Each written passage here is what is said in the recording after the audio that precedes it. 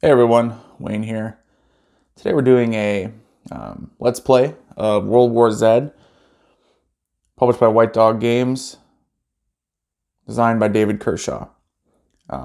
This is going to be more of a tutorial video. I'm going to run through probably a first turn and a half, just kind of show you guys how the game works. And I do intend to have at least one more video of more of maybe a full game playthrough, because the game plays pretty fast. So this one's more of just a teaching and kind of get you familiar with the game to make sure if you decide this game's for you. So, all right, I have the game all set up already. This is a standard scenario. The game comes with multiple like optional scenarios, different scenarios, which is really cool. Gives a lot of replayability. This is a standard scenario, so the map is set up as normal. What you have is obviously the map of the United States. Oh, that guy doesn't need to be there. You can go ahead and I'll run through, as I run through a turn, I'll explain each thing as we go. But basically, strategic level, so you're looking at the entire United States. These Zeds, zombies, are going to pop up somewhere. You don't know where. You're going to roll for it at the beginning. They're going to pop up. They're going to start spreading from there, and they're going to have to try to stop them. You have 10 turns to do so.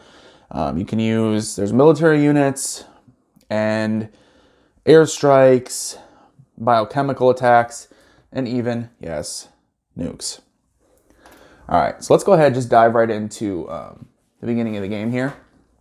So what we do on the first turn, there's normally a random event phase for every turn. You skip it on the first turn. What the random event phase is, it's very simple. You roll the 2d6, 2 dice, and then here and here has a whole bunch of random events. Some are good for you, some are very bad for you. So it's kind of fun. It shakes up a little bit. You're always going to have that little bit of chaos factor, a little bit of randomness every turn of the game, other than the first turn. On the first turn, to generate the zombies, to decide where they're going to be, there's a random region table. Ooh, hopefully you guys can see that. There we go. Random region table. Roll 2d6, cross-reference the result to give a random region. Because the map is made up of 20 different regions. You can see there's Great Plains, Wisconsin, Iowa, Missouri, Texas, Southern California, Northern California, New York, etc. We have farms and city counters that go on the different regions, and those are what are going to be attacked by the zombies. All right, so we're going to roll. I have a red and a black die. The red will always be the first number. So 2, 4, so 24. Well, which this one, it's 2, 4. So 2 across the top we're going to do, and then 4 is Minnesota. Okay, that's a little bit of a typo. It's actually Wisconsin on the map. So, and here it says Minnesota. It's actually Wisconsin. So, what we do is to generate the zombies in the first phase. We skip the random event phase. Now we go to Zed phase 1. We're generating these zombies, and we're putting them in Wisconsin here. What you do is, the game has what's called a Zed burst size. And a lot of times when I ask you to place zombies, it's going to be the Zed burst size. What that means is there's a Zed burst maximum and a Zed burst minimum. And usually, obviously, the max is going to be worse for you, minimum is better for you. In Zed phase 1, it's going to be the Zed burst maximum, which in this case is 5. What that means is you go ahead and you take 5 zombies. So you counter a little zombie counter with 5 on it. You go ahead and place it in Wisconsin.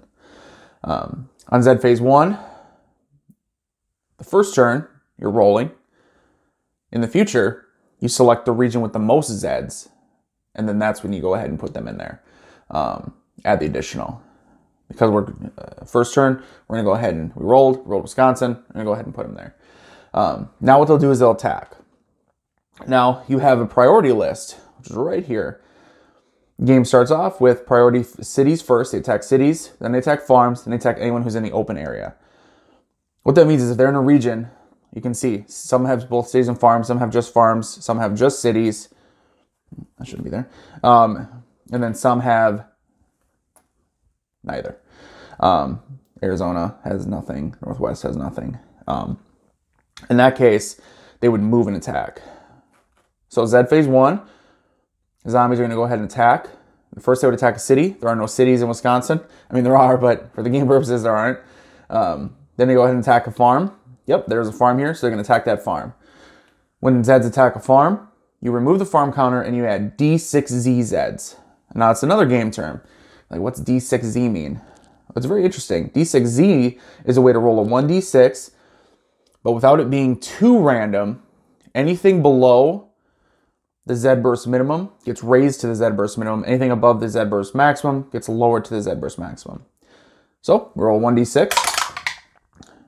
It's cocked. Never had that happen on this thing. All right, let's try again. All right, a 4. Fortunately, that's right in the middle, so that's fine. But if it had been, say, a 6, it would have lowered it to the Z max 5. If it had been a 1, it would have raised it to 2. So we got a 4. So we go ahead and we add. So remember, this is after eliminating the farm. Go ahead and we're going to add 4 more zombies. So we now have 9 zombies in Wisconsin. Now we go to the next phase, which is Z phase 2. You select a region with the most zombies, which is clearly Wisconsin. Right now, it's the only region with zombies. You add the Z burst minimum, which right now we're at 2, because this can change when you do your research. So we're going to go ahead and add 2 more, which puts us at, what would that be? Let's see. 6 here and then 5 there. So a total of 11. Then during Z phase 2, we added our Z burst minimum. And then during the phase 2, they move before attacking. Now, even if they would attack, there's nothing in Wisconsin to attack, so they would move anyway. But as part of Z phase 2, even if there's something to attack there, doesn't matter. They move, then attack. So we divide our forces evenly, divide the Zs evenly, which 6 and 5 is the closest we can get to even. The larger stack will move.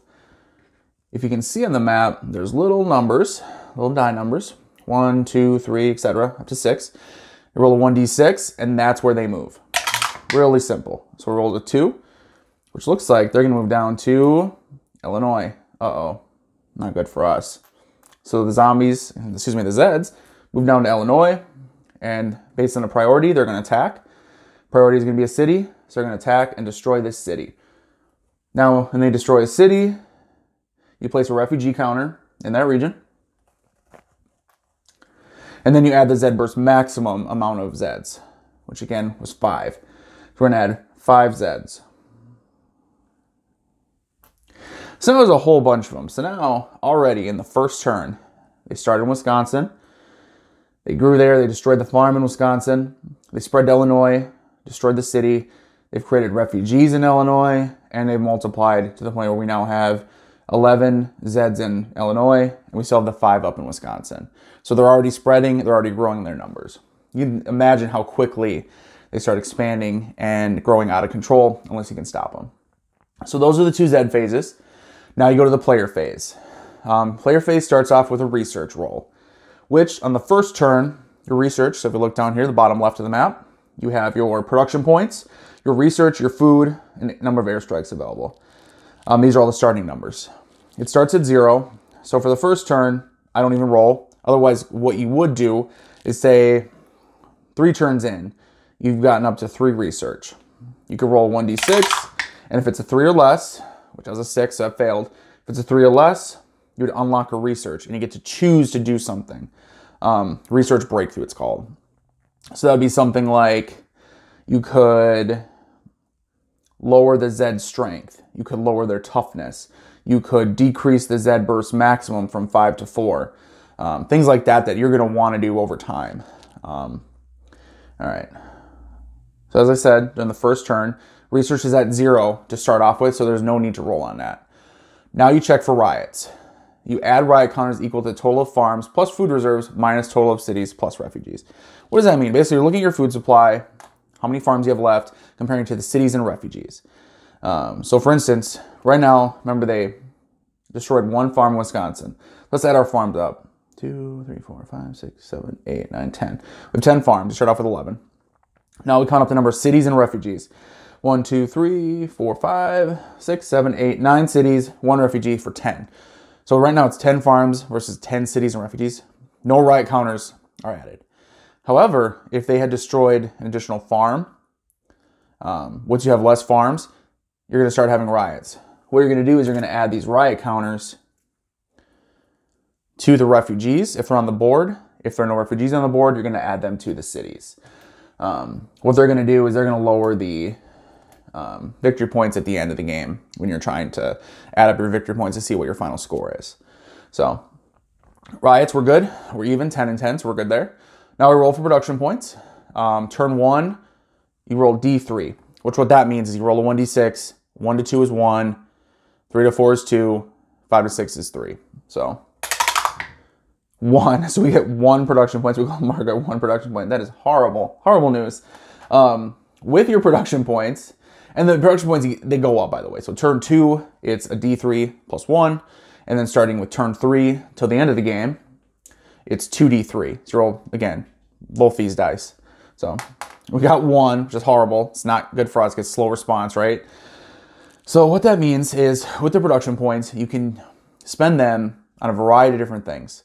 And getting 1, the reason it's bad is because there's a lot of things that you can only do once per turn. So let me explain.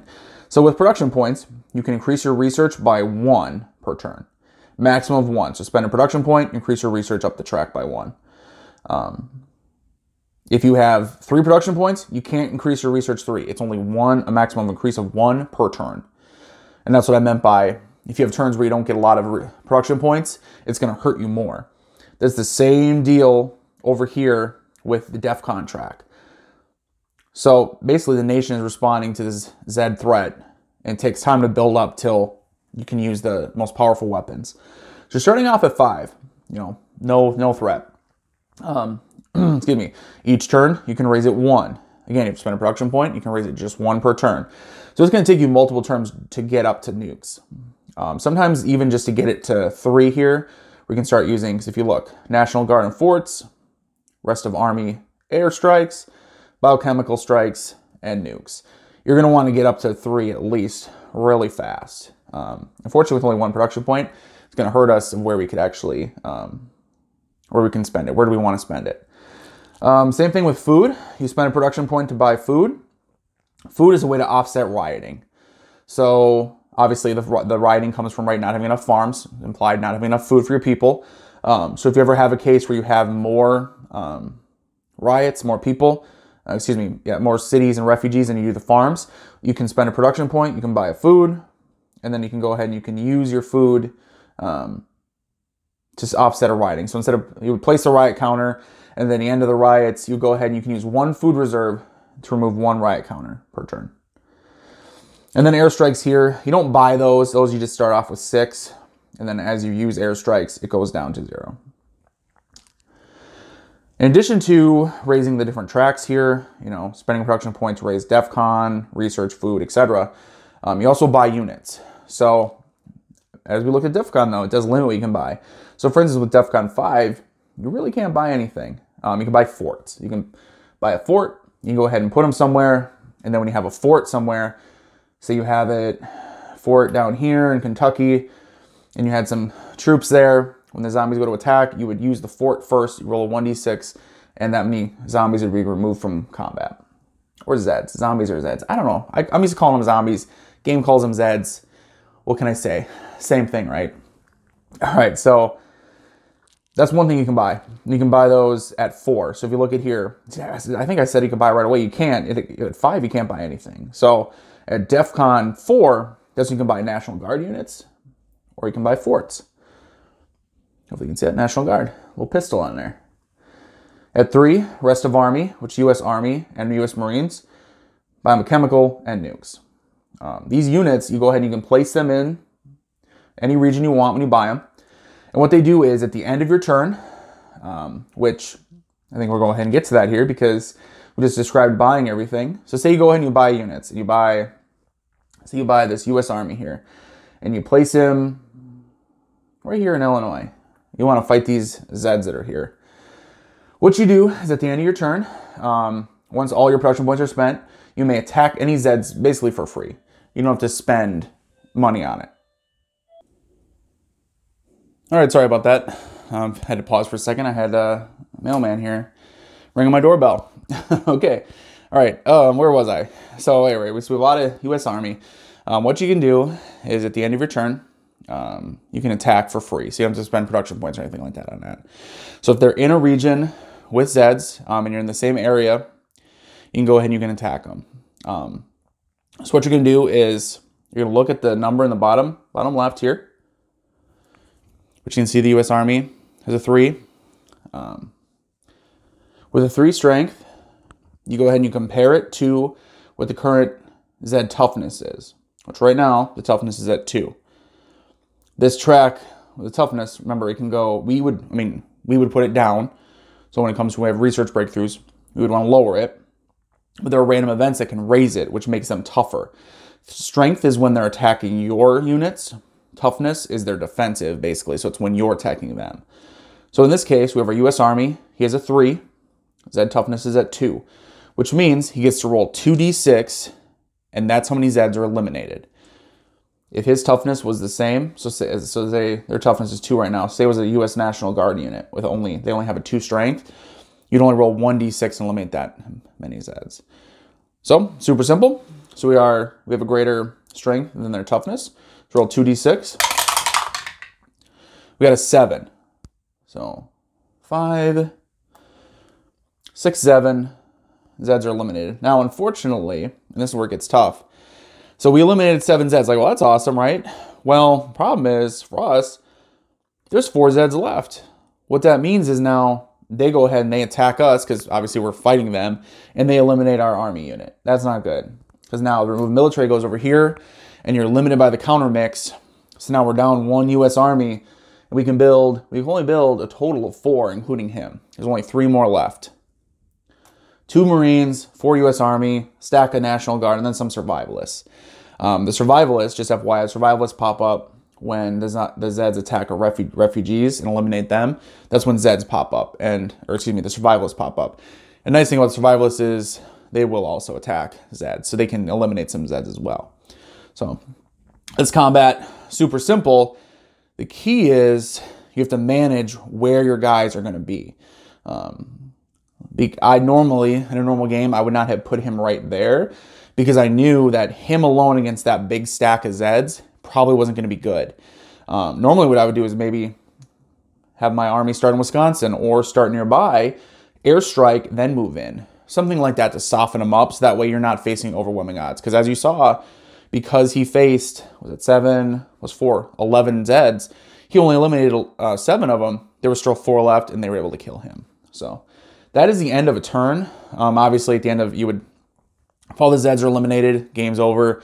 If it reaches, I believe, the end of game turn 10, or all the cities are eliminated, then the game ends as well. That's turn 1. Let's go ahead and start turn 2. I just want to do a random event for you guys. Go ahead and roll the d6. Oh, let's go ahead and mark this turn marker down to 2. Boom.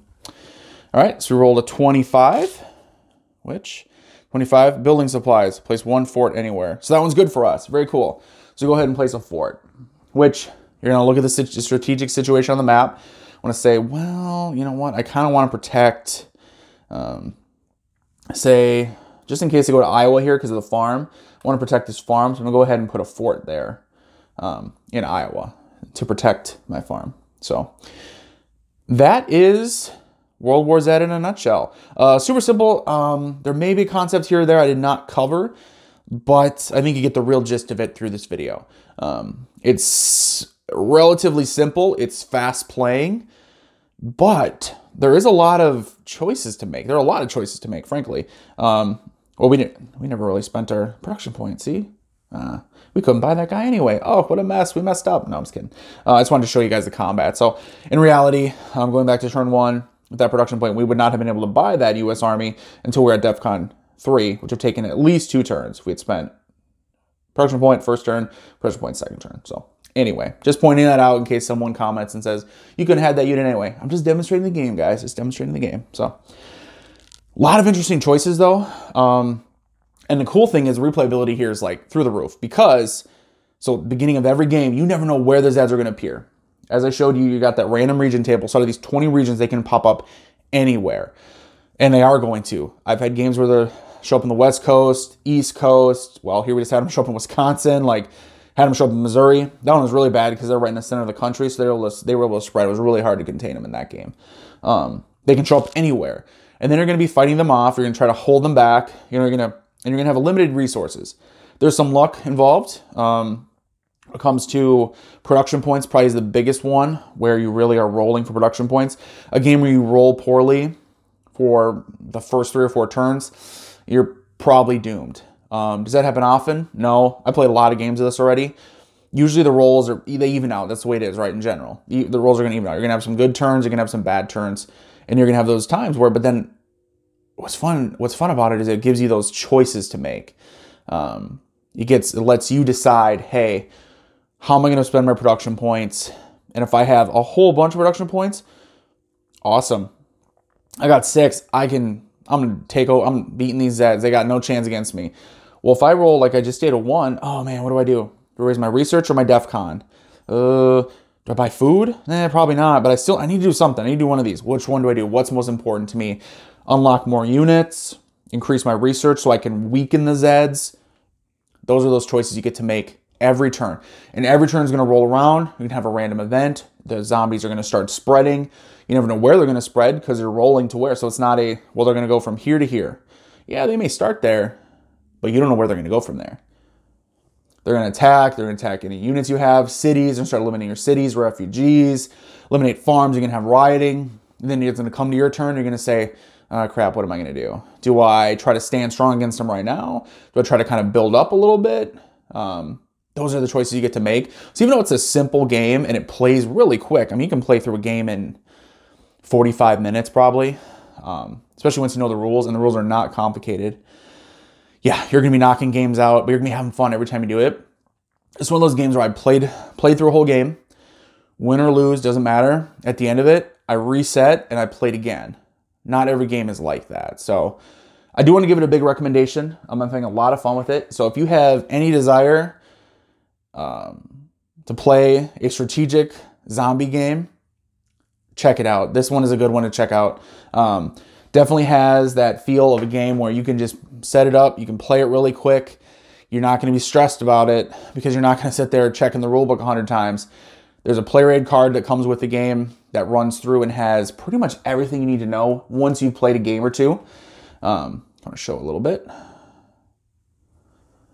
Based on that, I mean, once you know the rules and you've gone through the rule book and you played, like, say, the first game, you'll be able to use that player aid card and just play. And that's also awesome. Because, again, you know, there are games where rules are important. It's important to have a lot of rules to them. There are games where you also just want to chuck some dice, make some choices, and see what happens. This is one of those games. So, highly recommend World War Zed. If you're interested in zombies, if you're interested in this kind of lighter war game, but that still has a lot of good choices to make with some dice rolling, because you got to have some dice rolling, right, guys? All right. Hope you enjoyed the video. Like I said, I'll probably do at least another playthrough video of a whole game, just so I can see that. A little less rules explanation, a little more of actually playing. I know you guys kind of like both of them. I know you guys like tutorials, but you also guys like to just see me play a game. So I will definitely get one of those up eventually here. So hope you enjoyed the video, guys. If you did, give me a thumbs up. You can comment, let me know what you liked, didn't like. I always appreciate that. Till next time, guys. Later.